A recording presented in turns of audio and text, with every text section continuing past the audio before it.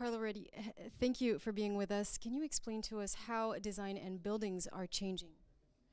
Yes. Smart technology are really changing a lot in the way our buildings behave. It's about the world of sensors, of data, of artificial intelligence, and they can help do an architecture that's more alive. So sometimes, people say that architecture is like the third skin. We got our own skin, the skin of our clothes, and the skin of our buildings. But in the past, this skin was kind of uncompromising. It was almost like a corset.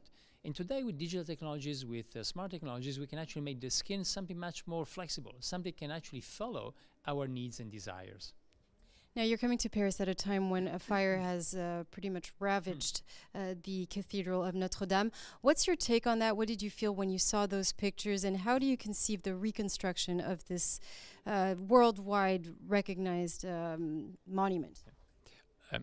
I was having dinner in Cambridge, Massachusetts, when the tragedy of Notre Dame happened, and we all stopped eating and just watched the news that they were coming. Now, I need to say that somehow the end turned out to be a bit better than what it seemed at the beginning. So at least the main structure is intact.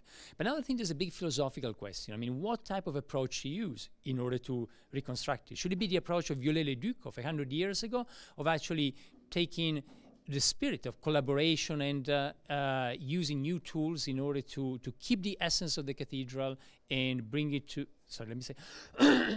That's fine. No, it's fine. Let's start over. Yeah. The same question. Yeah.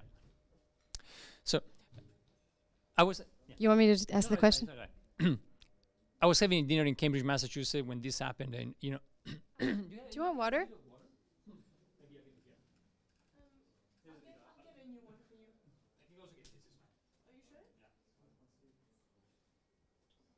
Une minute, j'ai fini. I just landed, so my voice. Okay. Yeah, I'm sure. Okay. Should I do it? Okay, so what did you feel when you saw those pictures, and how do you conceive the reconstruction of this monument? I was having dinner in Cambridge, Massachusetts when this happened, and we all stopped eating and just watched the news that they were coming. I need to say that today, it looks like the situation is a bit better than what we feared in the middle. At least the structure is intact.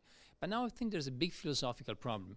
Is it going to be rebuilt like, exactly like it was, or is it going to be rebuilt like Viollet-le-Duc would have done 100 years ago, which was actually a reinterpretation of the spirit of Notre Dame?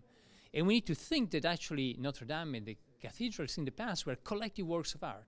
And so I kind of like this idea that somehow over the centuries we continue making them live. Thank you very much. Thank you.